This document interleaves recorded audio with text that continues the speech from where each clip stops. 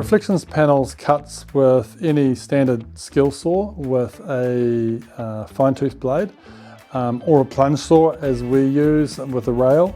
For obviously speed and accuracy we use these. And I'll show you how it goes. So here's our rail. Our plunge saw is, we use the aluminium blade on that, and it cuts just like butter really.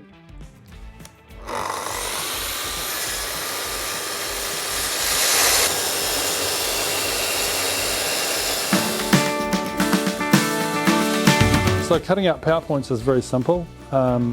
We just need a normal steel bit, approximately 14 mil, and a jigsaw with we use an aluminium blade, but a timber blade will work just as well, a fine timber blade. It just will blunt a bit quicker, so we use the aluminium blades. So we pop a hole in 2 corners of the PowerPoint with a drill, and then we'll jigsaw it out with the blade.